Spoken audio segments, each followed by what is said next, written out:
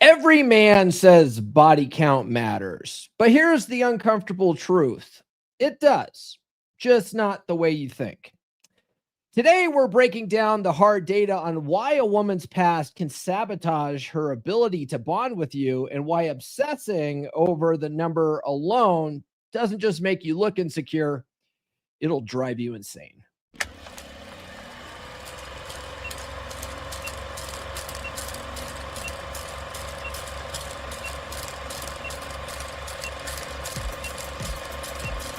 We're going live, baby. We'll do it live. You're listening to the premier podcast for men who want to not only be better with women, but want to be better men in general. This is the Come On Man podcast. And here's your host, Paul Bauer. Paul Bauer. Paul Bauer. Paul Bauer. Paul Bauer. Paul Bauer. Paul Bauer. He is a certified master life coach and NLP practitioner. It's true. It's damn true. Guys, we're going to have fun today. Happy hump day, by the way. We're talking about everybody's favorite subject, body count. I put out a tweet the other day talking about how even if you think you want to know your girl's body count, you really don't. You really don't want to go down that road.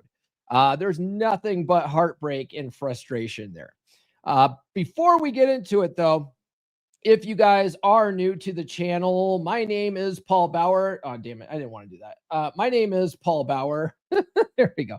My name is Paul Bauer. I help men level up and get better with women. And the funny thing about doing that is it tends to make us better men in all areas of our lives. Okay, now let's address why body count technically matters.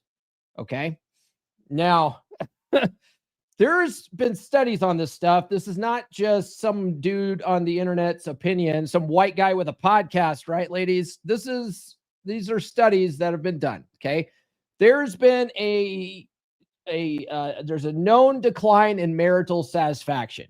So studies like the National Survey of Family Growth show that women with fewer than 5 bodies report the highest levels of long-term marital happiness. So the less bodies she's had in her past to compare you to, the higher her marital satisfaction is. Okay. So while those with over 10 report significantly lower satisfaction and stability. What do you think the average girl's body count is these days? Let me know in the comments, guys. I'm just curious what you think. Some guys think it's like in the thousands and stuff. I don't think the average girl out there has a body count in the thousands, but for a girl to rack up over 10 bodies, especially if she's been, in her teens and 20s, it's totally easy. If she's had one boyfriend every year or one boyfriend every 2 years, and she's trying to be, monogamous with each individual boyfriend, like that serial monogamy thing. Even then, just in her teens and 20s, she's able to rack up over 10. Okay. So, you have an increased divorce risk. So research consistently finds that women with higher body counts are more likely to divorce. For example, women with just one body before marriage have divorce rates around 20%. While women with over 10 approach 50% or more. Okay. So a woman's past matters. It matters. Okay. Then you have the comparison effect. So the more experiences a woman has, the harder it is to view one man as special. Past sexual variety can make it difficult to bond deeply, as comparisons, whether conscious or unconscious, undermine the satisfaction. What do we call this in Red Pill? We call this, what do we call this? The alpha widow, right? There's always the one guy from her past that blew her mind, and she's going to compare every other guy to the one guy that blew her mind, the alpha widow phenomenon. Now, that being said, that doesn't mean that you can't out alpha a previous alpha. Okay, if you are able to blow her mind even bigger, you now become the guy that she's alpha widow to. Okay, fun fact. Not saying that you need to go out there trying to rescue all these 304s in order to prove that, but I'm just saying. Don't obsess. The whole episode today is all going to be about don't obsess over this stuff. Okay. You have oxytocin bonding blunting. So oxytocin, the hormone tied to trust and bonding, is released strongly during sex. Repeated pairings with multiple guys can dull this bonding response, making it harder for long-term emotional attachment to stick. Okay, so body count does technically matter. And then you have trust and regret patterns. So surveys show women with higher body counts report more regret and less trust in relationships. These emotional factors erode the ability to sustain pair bonding, leading to more conflict, instability. You know, a fun thing about this is it also has an impact on guys, especially guys who have been like the Giga Chads out there that are sleeping with other dudes, girls. You know, the sneaky link guy. I was talking to Offie Kingdom about this because he's been the side dude so many times and had women in bed with him fully naked after they just got done going a few rounds, and she's on her phone with her husband or her boyfriend lying to her boyfriend or her husband about what she's up to, and she's straight-faced about it, almost as if she believes the lie. And Offie's sitting right there watching this whole thing going, I can never trust women. I can never trust women because he's just, only been with, these cheating women. But when you see it enough times, it messes with your head a little bit. You know what I mean? So guys, if you asked your girl right now, I'm not saying do this, it's a terrible idea. If you asked your girl right now what her body count is, do you think she would be honest about it? Let me know in the chat or the comments. Do you think your girl is going to be upfront and honest about it? Okay. And then I hear guys out there thinking already, okay, well, all you got to do, okay, there's some hoe math here. You just got to multiply whatever it is by blah, blah, blah, and that'll give you her number. We'll talk about that next because there was a really fun article that came out in 2015 from the Red Pill subreddit. And the original account that wrote it got deleted, but it had 139 upvotes back in 2015. And it was called Her Body Count is Just the Top of the Iceberg. And so he says, if you just look at a girl's body count, you are just seeing a small part of her past. Be aware of the rest of her past.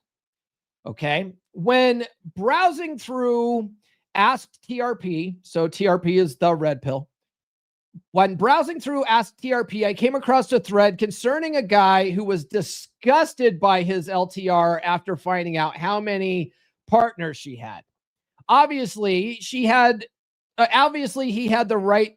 Obviously, he did the right thing and broke up with her. But I think the most interesting part of the whole thread was in the comment section. One comment by F Nordsnord specifically. Remember, always multiply a woman's number by at least 2.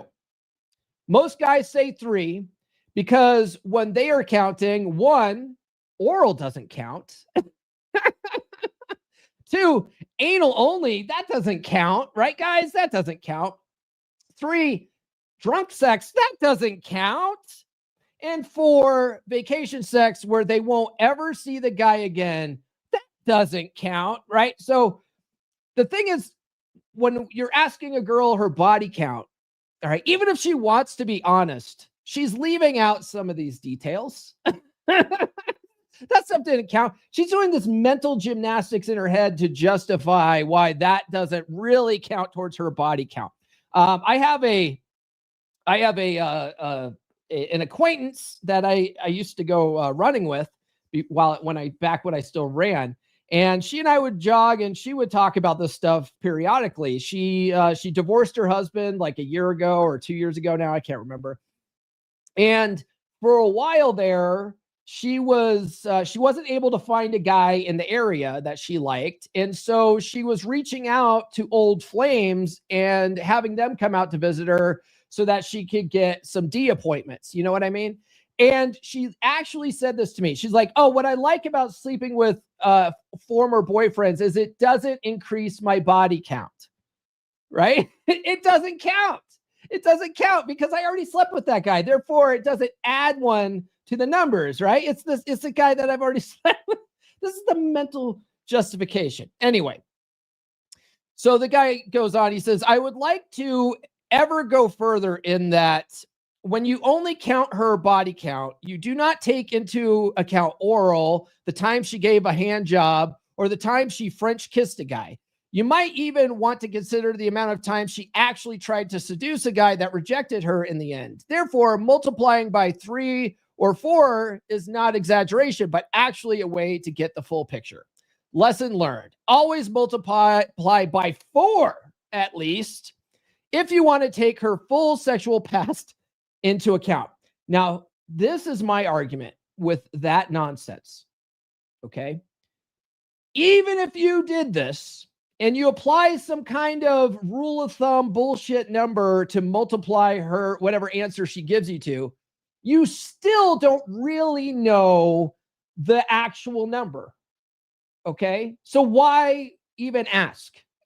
You still don't know what the actual number is. And a lot of women online are online too. And so they hear this bullshit. And so whatever number is the actual number, they will divide by 10.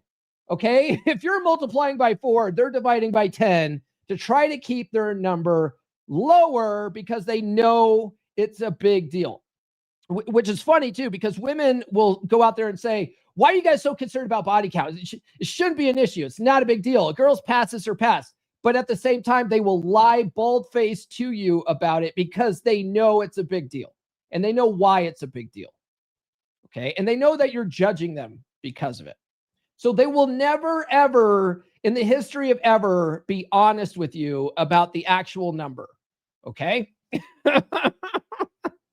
While you're thinking about multiplying your girl's body count, take a look at what's dropping this Friday that I got cooked up for you guys. She used to watch you, hang on your words, crave your presence. Now, she barely notices when you enter the room. And if she does, it's with eyes full of boredom. You've tried being softer. You've tried being sweeter. You've tried everything they said would work, and still nothing. The truth no one wants to say out loud, she doesn't miss you because there's nothing to miss. But what if you can make her feel the fear of losing you without saying a word? This isn't manipulation. It's psychological contrast. It's healthy anxiety. It's passive dread.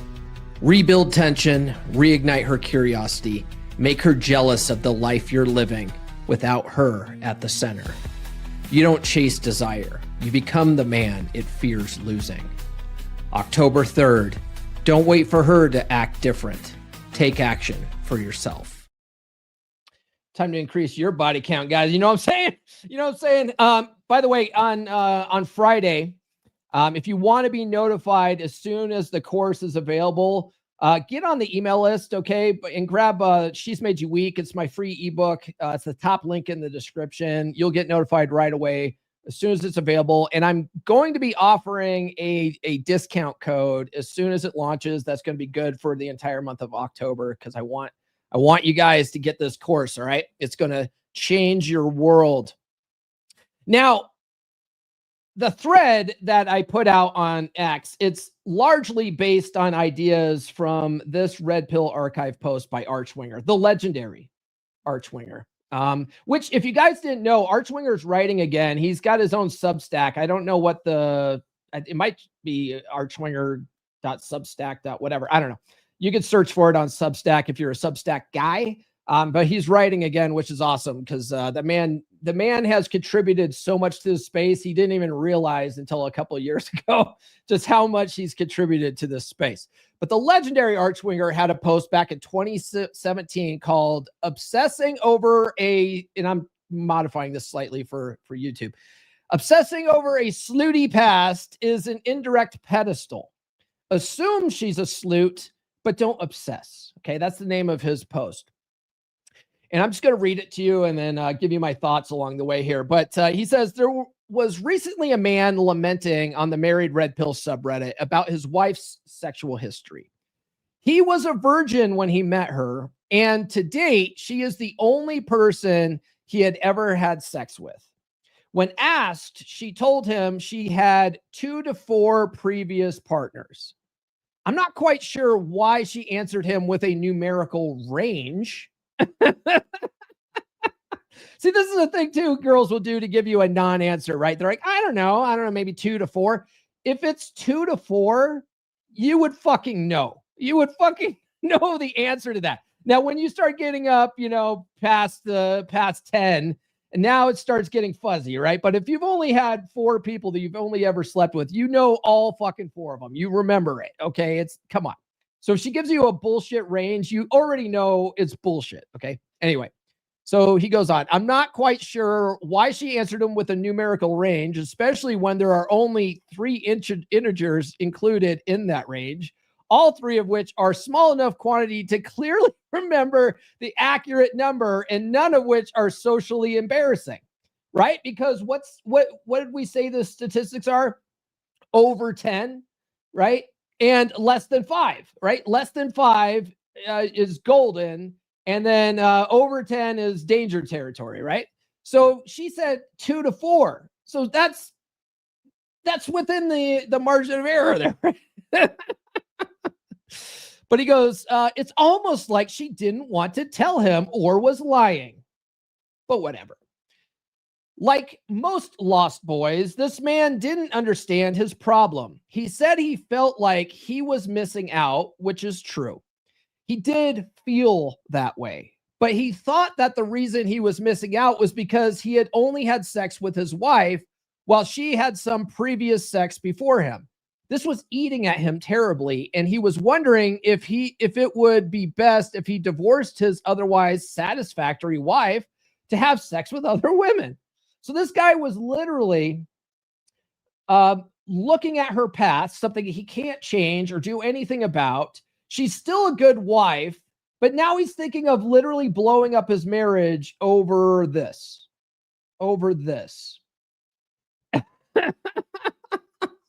Just completely nuke the whole fucking thing.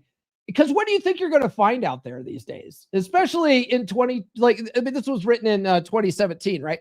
But fast forward to today. What do you think you're going to find out there? You're going to think you're going to find a bunch of fucking virgins out there in 2025? Get the fuck out of here. You're going to blow up a perfectly good marriage because your wife had 2 to 4 other guys before you. Get out of here. By the way, guys, if you find value in these episodes, do consider sending a super chat. I did get demonetized for the entire month of October. Thank you, Meta. So consider sending a super chat. Help support the show. So Archwinger goes on. Obviously, the right answer is to forget her sexual history. And Archwinger puts it in quotes, right? Because we don't tell you what you should or shouldn't do in the red pill space. Okay. We might say that's probably not a good idea. Have you thought about this?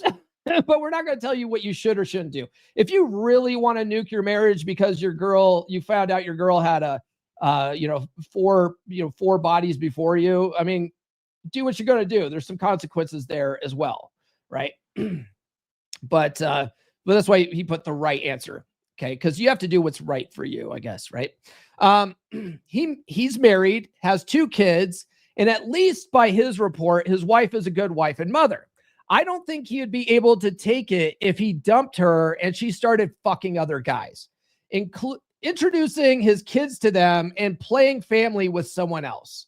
Plus, her sexual history isn't the issue he should have been looking at. Excuse me. The right question are whether or not she's fucking him on the regular, whether or not she treats him with respect and deference, and whether or not she stands by his side and supports him as he leads their family forward. The fact that she fucked other guys previously, while he was too much of a loser to get any, doesn't really matter. It doesn't really matter if she's a decent mother to his kids and treats him well today, both personally and sexually. Okay. So what Archwinger is really saying here is she's going all in on this relationship. She's treating you like a king. She's giving you wonderful kids. She's a great mom. Does the past really fucking matter here? Does it really matter? Or is it more important how she treats you and the kids? Okay. Something to think about. But this guy's issue was interesting because he thought his problem was lack of sexual experience or even just an aversion to his wife's potential slutty past, assuming her professed sexual history was underreported, which seems very possible given that she answered 2 to 4 instead of replying with a single integer. Neither of these were his issue at all. However, this man's problem was much simpler. He had one-itis for his wife. Okay. This is a big problem with one-itis, and this is why we harp on the fact that it behooves you to spin plates. Even if your goal is to get married, it behooves you to spin plates and experience women, so you don't develop this thing called one-itis. And a big problem that guys have, even when they're married, is having one-itis. Okay. But if you have a feeling of abundance, then you're not constantly worried that you're going to lose your girl. You're not going to worry about dumbass shit like this because you realize that there's always another bus. There's a bus every 15 minutes. You know, shout out to Corey Wing, right? By the way, guys, if you want to swap notes with other like-minded red pill aware guys to talk about stuff like this and concepts like this, and to see if, where your ideas land within the red pill space, I think it's time to run with the wolves. Beer club? Not anymore.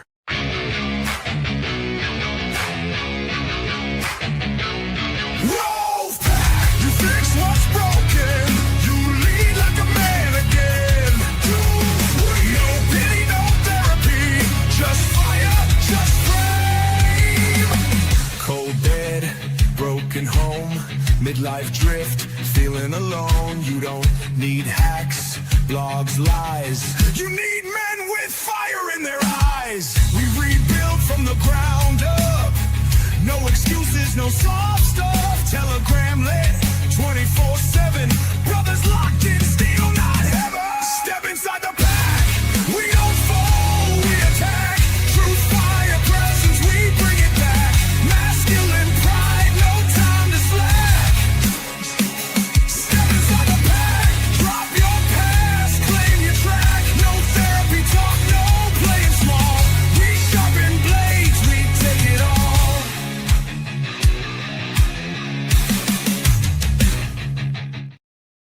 For the love of God, somebody to sweet me, or at least smash that like button, because smashing like is alpha. We got a bunch of people in the chat here. Let's see here.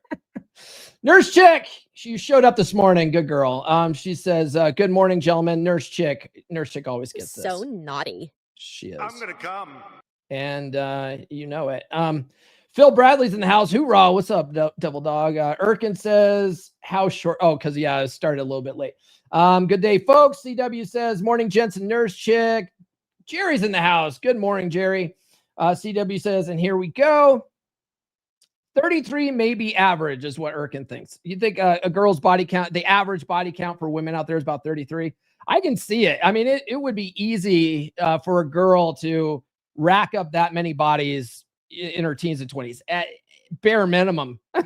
Right? It would be so easy to do that. Nurse Chicks also says, good morning, gentlemen. Happy hump day. Average body count 22, maybe. Nurse Chick says body count matters. And yeah, it does matter. Okay.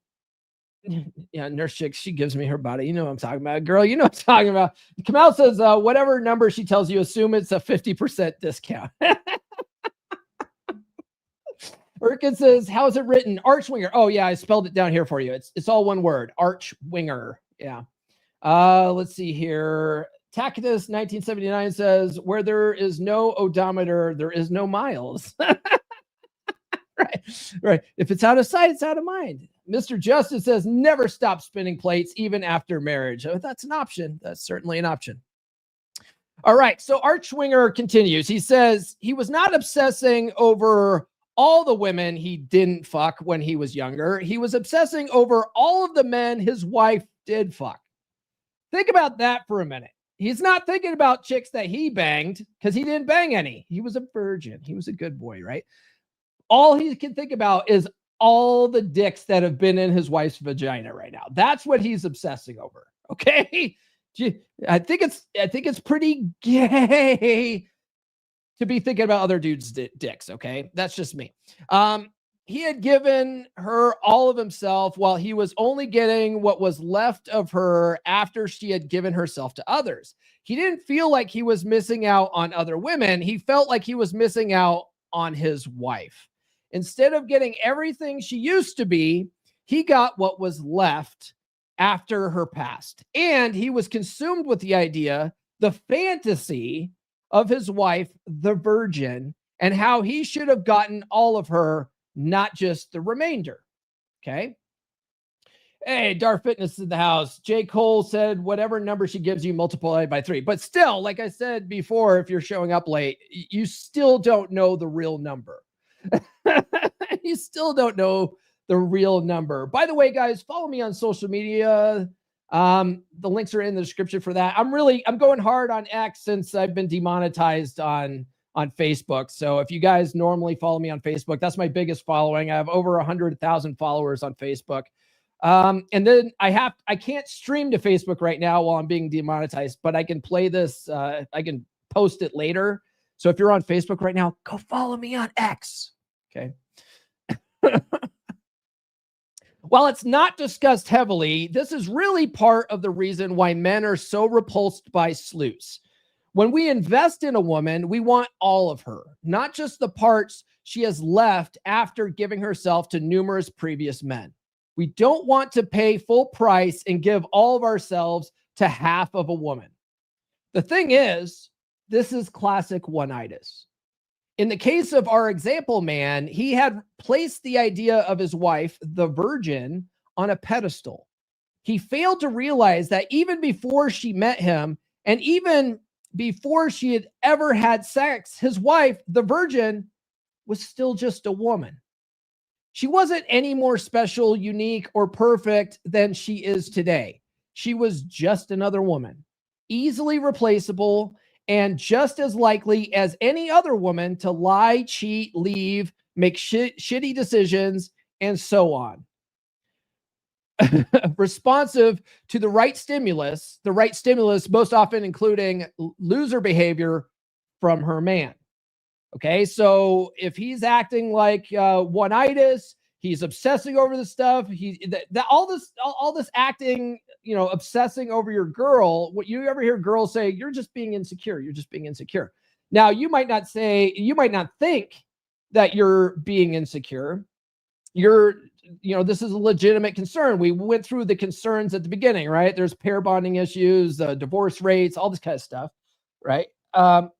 So you might not think that you're being secure, but to her perception, right? How you're making her feel, because for women, it's not reels over feels, it's feels over reels, right?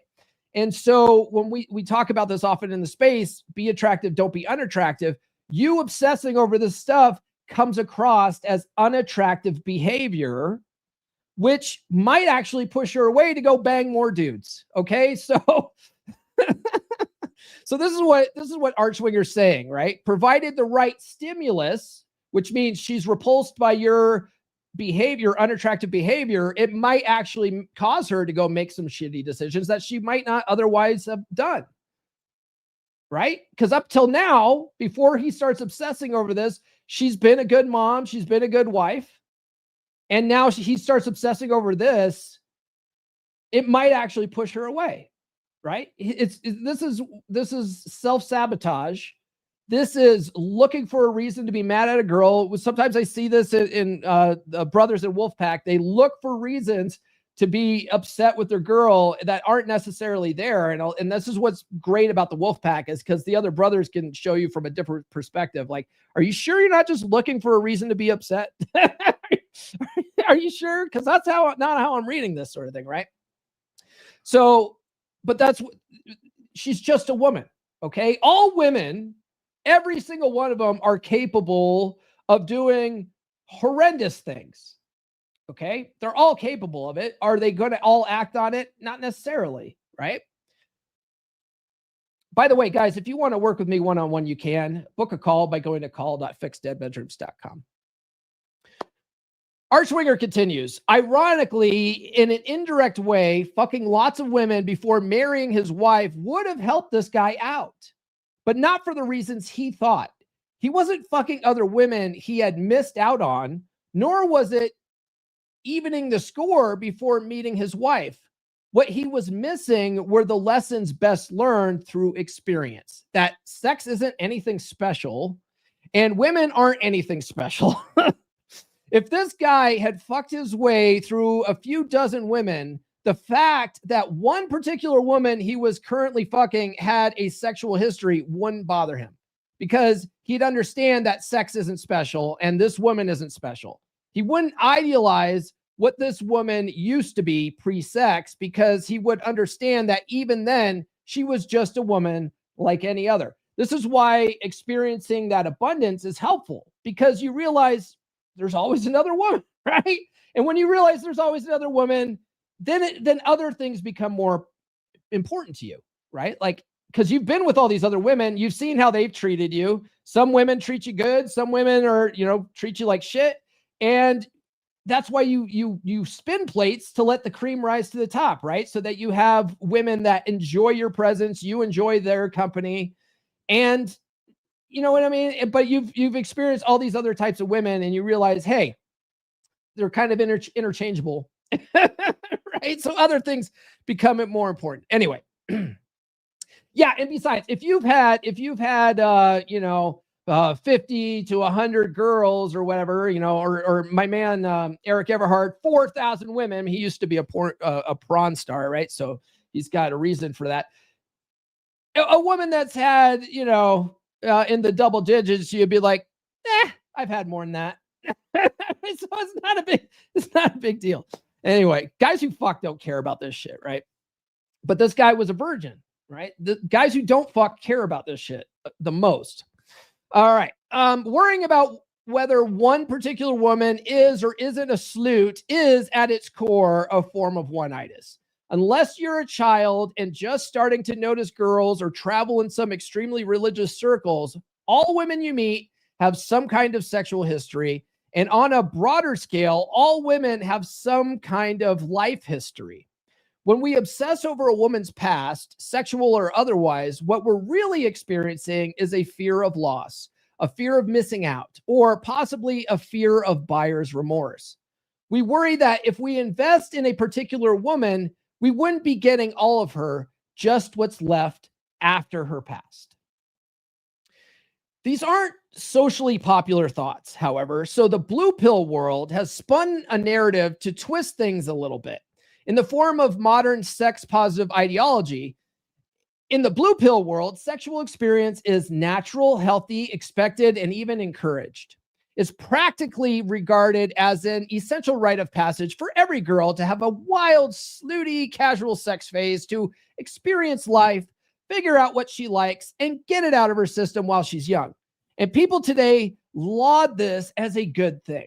Since every human is the sum of his or her experiences, it stands to reason in the blue pill universe that a sexually experienced woman will know a lot of great sexual techniques, will be confident in bed, know what she likes and doesn't like, and so on and so forth. All of that snooty casual sex is regarded as a very positive experience that has enriched a woman and turned her into the great sexually liberated person she is today.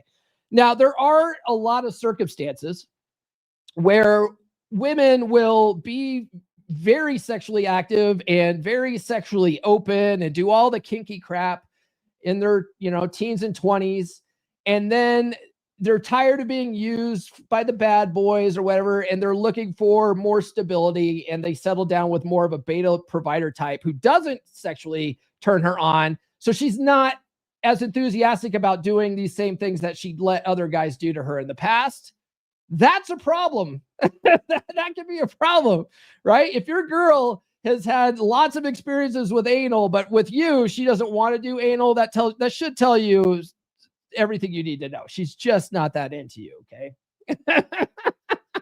But that's a worry that a lot of guys have too, right? Because a lot of guys have experienced that, or they at least know a guy who's experienced that, where a girl has done all this slooty sloot stuff and all the fun, exciting stuff for other guys in the past, but she won't do it with you. And then women will argue, well, maybe she did those things, but she really didn't like those things. And now she knows what she likes and doesn't like. And it's like, no, stop it. Stop it. For the right guy, she would still do those things. She just settled with a guy she's just not that into. That happens a lot. Women settle with guys they're not that into, but they want stability now. You know what I mean? And so those poor guys, they are kind of feeling a little like they're missing out. They're like, gosh, she was a sexual slooty sloot, because all guys want they what is it? All guys want a sloot, but they want her to be his sloot, right? They want her to be his personal prawn star. And when she can't do that, but she's done that to other guys in the past, that can be problematic, don't you think? Anyway, in contrast, the red pill's fixation on sexual promiscuity is a fairly sex negative ideology. The notion that sex diminishes a woman, and if you invest in a sloot, you're investing in a used up, less valuable fraction of a woman that gave parts of herself to others before you, is a pretty classic sex negative mindset. Not that there's anything inherently wrong with this mindset over the other two, because in many cases, previous sex is very negative. The fact is, we're all the sum of our life experiences, but not all life experiences are positive. If one of your life experiences involved having all of your limbs blown off, that experience has diminished you, not enriched you. If you're a heavily traumatized rape victim and plagued by that baggage despite years of therapy, that experience has not improved your life, it's crippled it. Not all life experiences are positive and enriching, and the same applies to sex. You know, a big problem with the red pill having a sex negative mindset, right, is it really emphasizes the Madonna-whore complex that a lot of guys have. And if you've never heard the Madonna-whore complex, this is sort of a Freudian idea. But there's men out there that look at women who don't put out as good girls and wife material. Right. And then women who do put out as slooty sloots, and they're not wife material, they're just for fun and whatever. And the thing is that these guys marry these girls that don't put out. But a big reason why women don't put out with you is because they don't like you very much, right? They make rules for guys they don't like that much, and they break rules for guys that they like. Okay. So you end up going with this girl thinking that she's a good girl. She's not putting out right away. She's made me wait 3 months for sex. She's wife material. And women play the game, right? Women are playing a game of their own. This is their sexual strategy. They will hide their past. They will not put out for you because they're like, okay, this is a beta guy. This guy will accept my bullshit. And, I can manipulate this guy. And then this guy over here, who she's totally into, she'll totally, put out for him on a first date in a Waffle House parking lot, right? And so these guys think that these are two different women. They're the same girl. It's just rules for betas, break rules for alphas. Okay. And so they end up in relationships with women that don't really like sex with them that much. They end up in dead bedrooms, and then they're really confused by it. I don't get it. I don't know why she doesn't like sex that much, because she never liked sex with you. Okay. And then they won't get with girls that are extremely enthusiastic about sex, that show genuine desire, because now they think they're slooty sloots.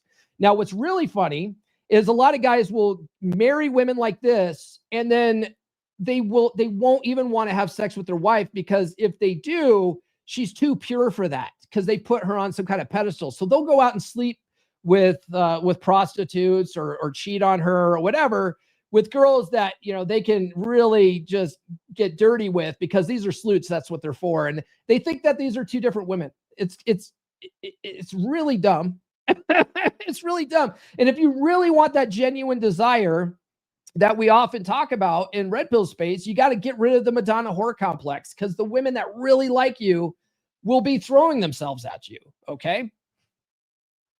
All right. The next time the blue pill universe tries to tell you that a sexually experienced woman is better than a less promiscuous woman, ask whether a grape victim is better off than a virgin. Nobody seriously believes that a bar sloot who goes home with a different dick every weekend, desperately searching for validation from the touch of men, is actually a strong, empowered, liberated woman. Nobody thinks that's healthy behavior. Not all sex is positive. But not all sex is negative either. A wife who has a very healthy sexual relationship with her husband is having exactly that, healthy sex. If her husband gets run over by a truck and she starts to date again, do the years upon years of sex she had with her husband diminish her or detract from her life? Of course not. If anything, her ability to build that kind of sexual relationship with her past husband reflects well on her. Likely, if a girl you're currently dating fucked her previous boyfriend, but they were together for 3 years and had a very healthy relationship, does the fact that she has the ability to form a sexual relationship with a long-term boyfriend really ruin her? Of course not. I'd be more wary of a girl who was with her boyfriend for several years and didn't fuck him. Now, am I saying that sexual history isn't important when judging a woman? Fuck no. I'm actually saying the opposite. Sexual history is vitally important. Detailed sexual history, not just a woman's body count, but who she fucked, how, under what circumstances, etc. But society dictates that nobody is to share this information and nobody is to ask about it. And if you ask, that immediately brands you as insecure and an unworthy prospect, which makes it okay to lie to you. So it's socially acceptable for women to lie to you, so they will. This is why I'm saying, like, you can ask her, but she'll never be honest about it. And even if you do fucking red pill math to try to figure out what her real body count is, you'll still never really know. Okay. The downfall of modern women isn't that they're slutty, or I guess it isn't just that they're slutty, it's that they lie. You will never, ever obtain an accurate recounting of a woman's sexual past because women know what sells and they will lie through their teeth to get you to buy it.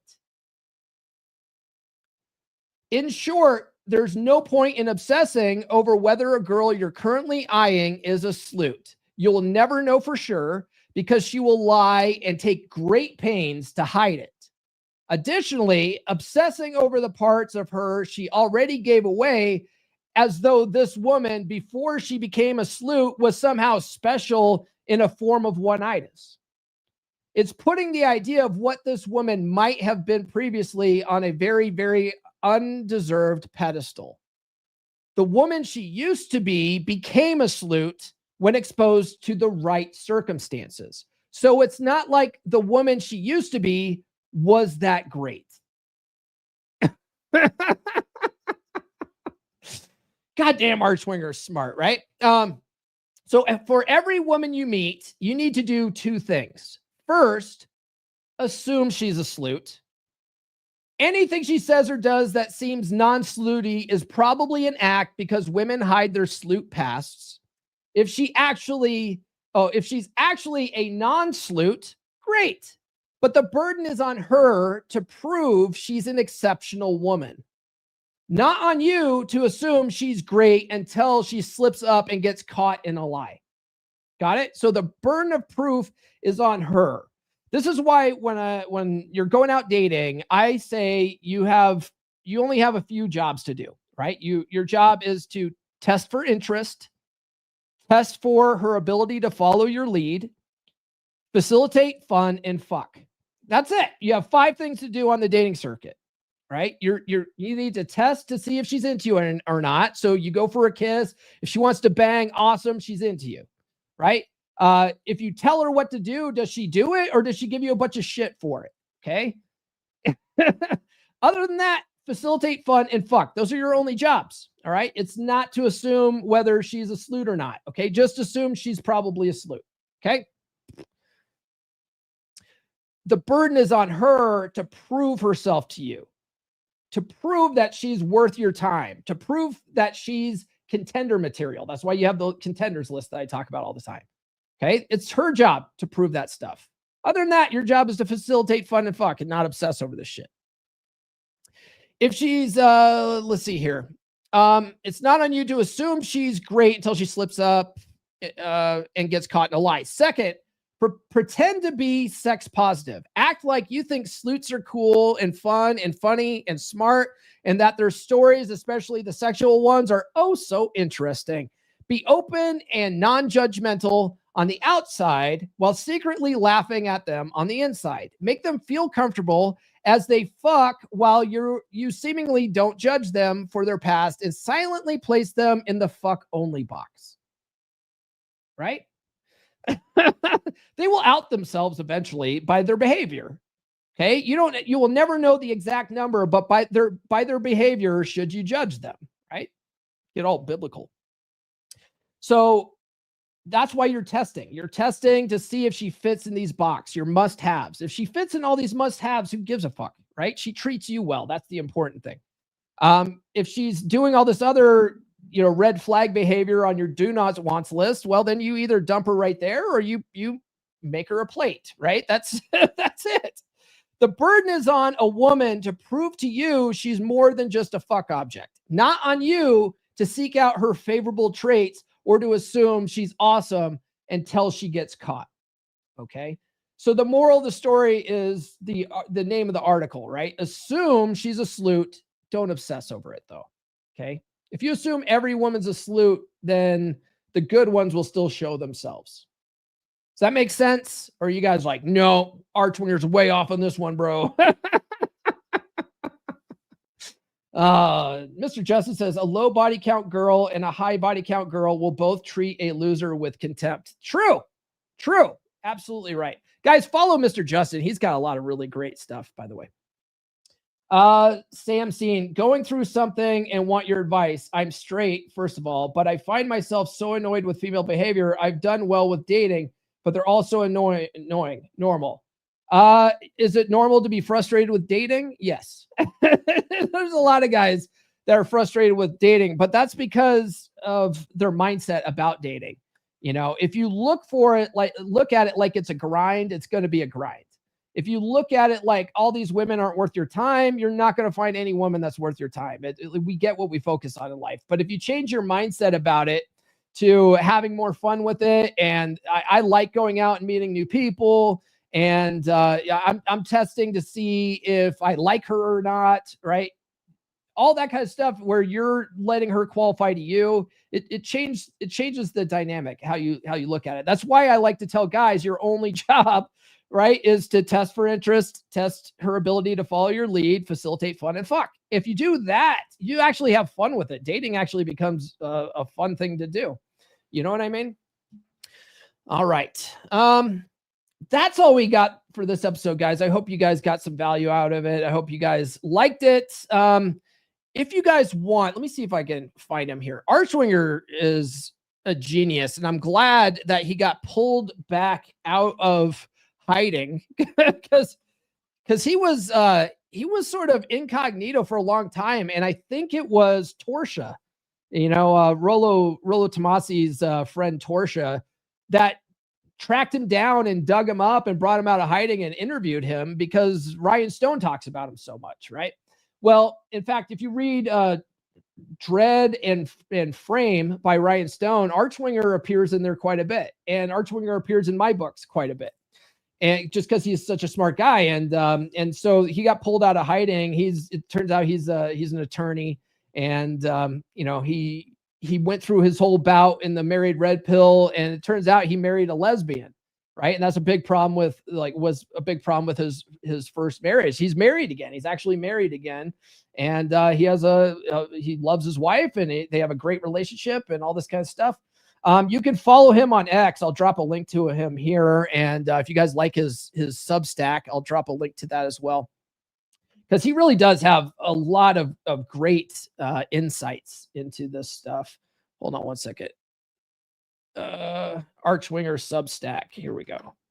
Boom. Yeah, I like following Archwinger. He's got a lot of good insights. So That's all we got. I'm not seeing any super chats, so I'll go ahead and wrap it up here. Guys, if you haven't done so already, please like, subscribe, hit those notifications. I do have new episodes every Monday, Wednesday, and Friday.